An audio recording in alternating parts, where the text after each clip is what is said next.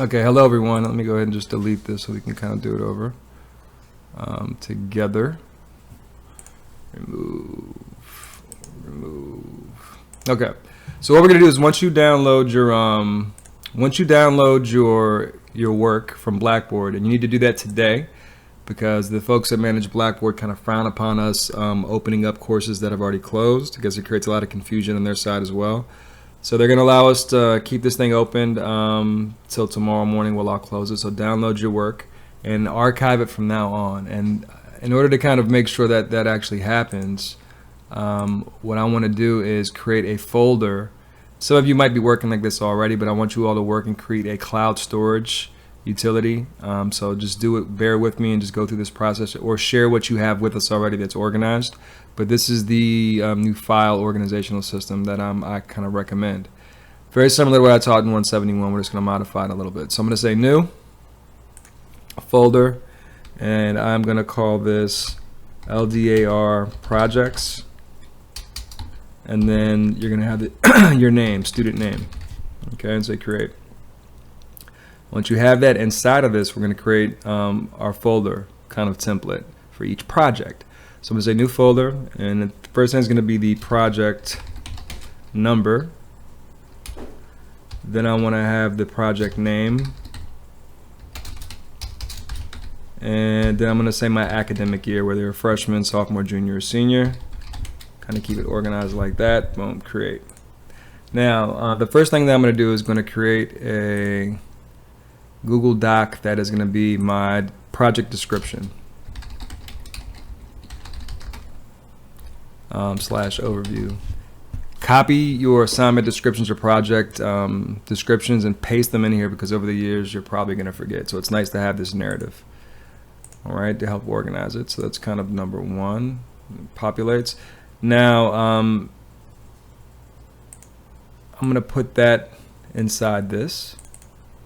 Now once I'm inside this, I'm going to create two new folders. My first folder is going to be for, and I'm just going to capitalize it so I know, it's going to be working drawing. So it's all my application files that I'm working in. And then I'm going to create another folder, and I'm going to call that just finished pieces. Just makes it kind of easier to find things that you've kicked out. So PDFs, and you can organize subfolders in this after the fact, but these are just kind of your parents. Now in working drawings, I know that just to start off, I know that I'm always going to have some type of AutoCAD. So I'm going to have my folder for AutoCAD, and I'm going to create a new folder for, I know I'm going to have some Photoshop more than likely, maybe some InDesign, maybe some Lumion, maybe some Twinmotion, maybe some Illustrator. I guess you kind of get the point. These are the parent applications that I would put in here, just so we kind of have them waiting for us. Once you have that done, you'll have a nice kind of template for you to begin working from. Now, the name of the game is to copy this folder. There's a couple of ways to do that, and I'll show you one here in a moment, and upload your work to it that you've just downloaded, so it's nice and clean and organized.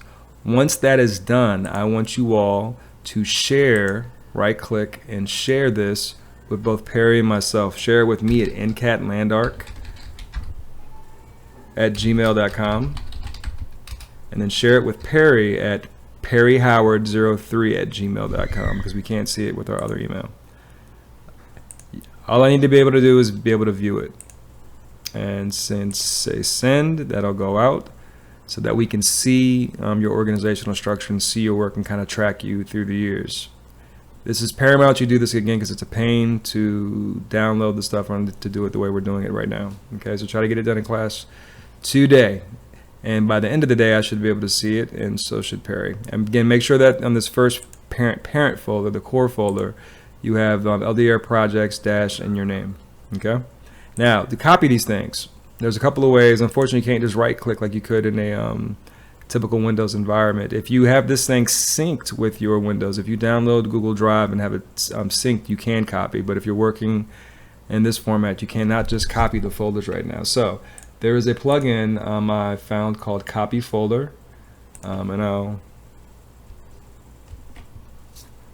share this link with you all, I guess through email, but it's called Copy Folder, and you click on it and you say visit, and this is through Chrome extensions, visit the website, brings you here. I'm gonna say search my drive for the folder that I want to find, and I'm up here with, where is it, landscape, around here somewhere.